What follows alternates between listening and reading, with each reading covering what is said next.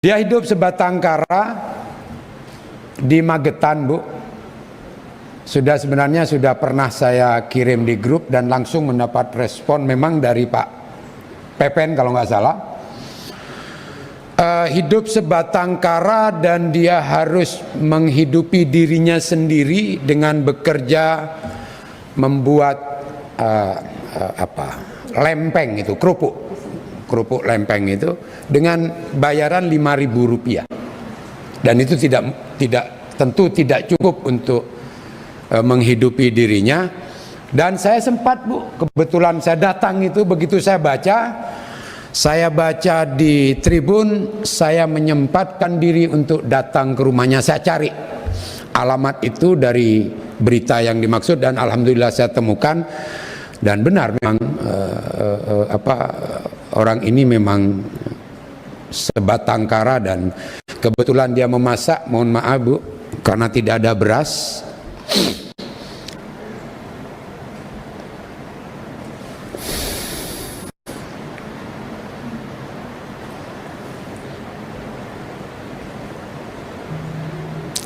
Dia harus memakan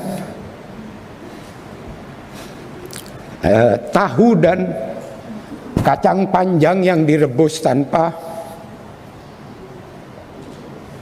menu apapun. Saya tahu mungkin ini temuan saya 1-2. Saya yakin Ibu Menteri menemukan banyak hal seperti ini karena wilayah yang Ibu tangani adalah di seluruh Nusantara ini.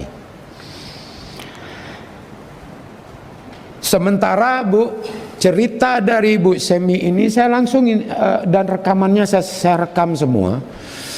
Yang kasihan itu dia seringkali melihat tetangganya menerima beberapa kali bantuan.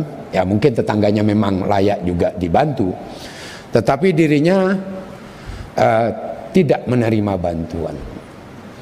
Nah, supaya tidak panjang Bu Menteri, artinya begini,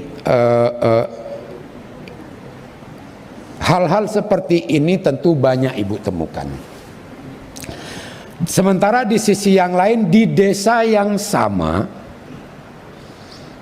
saya karena harus menyelidiki itu, ada orang yang menurut informasi teman saya di lapangan yang tidak berhak menerima, dia mendapat bantuan.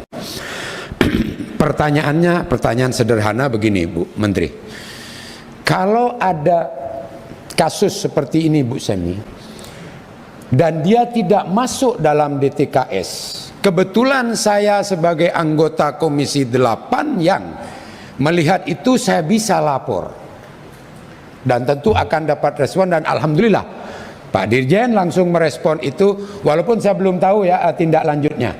Karena memang jujur saya belum mengirimkan KTP-nya waktu itu. Tapi sekarang saya sudah siap.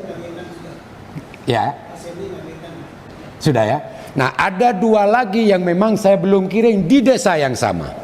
Tetapi yang ingin saya tanyakan, kalau saya yang menemukan, saya bisa langsung memberikan laporan ke grup dan begitu cepatnya Kementerian Sosial merespon.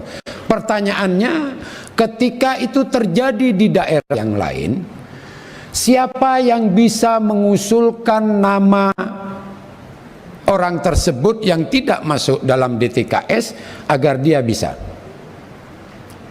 Petugas PKH kah? Kepala desa kah? Yang kita sama-sama tahu di lapangan agak sulit mencoret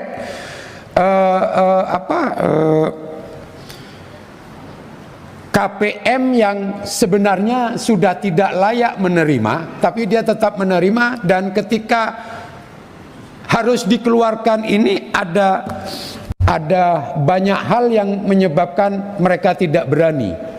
Entah itu ancaman, entah itu kepala desa tidak berani mencoret KPM yang sudah mampu dan tidak layak menerima, tetapi dia masih tetap menerima dan tidak bisa dicoret. Tetapi saya harus juga memberikan apresiasi kepada Kementerian Sosial bahwa problem utama di kementerian yang Kementerian Sosial sejak ke menteri-menteri sebelumnya ini kan memang persoalan DTKS. Nah, tetapi ada perbaikan-perbaikan yang tentu kita harus juga pahami belum sempurna dan harus terus kita upayakan untuk mendekati kesempurnaan. Nah, yang ini yang ingin saya tanyakan tadi Bu Menteri, siapa yang bisa memiliki wewenang atau cara mengusulkan dari bawah bahwa KPM ini seseorang yang tidak masuk dalam DTKS dan dia susah, sangat perlu dibantu, itu bisa mendapatkan bantuan, dan sebaliknya yang sudah tidak mestinya tidak mendapat bantuan seyogyanya itu bisa dihapuskan dari data kemiskinan. Demikian yang bisa saya sampaikan. Dan jujur terakhir Bu Menteri, penutup, saya nggak bisa bayangkan, saya kan wilayah saya terbatas Bu, yaitu dapil saya hanya beberapa kabupaten. Saya waktu peristiwa saya datang ke rumah Bu Semi, jujur Bu Menteri, ini saya nggak butuh pujian, saya menyampaikan apa adanya. Waktu saya datang ke rumah Bu Semi itu, saya melihat wajah Bu Menteri di sana. Ini bulan puasa, saya tidak berbohong Bu. Yang ingin saya sampaikan, saya melihat wajah Ibu Menteri karena saya hanya wilayah yang saya tangani itu hanya 4-5 kabupaten, sementara Bu Menteri itu di seluruh Indonesia. Oleh karena itu saya tidak ingin pujian. Ini bulan puasa, apa yang saya sampaikan ketika saya datang ke sana, wajah Bu Menteri yang saya lihat karena begitu berat dan banyaknya tugas yang harus diemban, tetapi kita sama-sama memiliki niat yang baik yang sama untuk kemudian bagaimana program bantuan ini bisa tepat sasaran. Demikian pimpinan, terima kasih. Assalamualaikum warahmatullahi wabarakatuh. Terima kasih banyak Pak Wido. Selanjutnya pimpinan Pak Marwan dulu ya, baru Pak Aceh. Silakan Pak Marwan. Sementara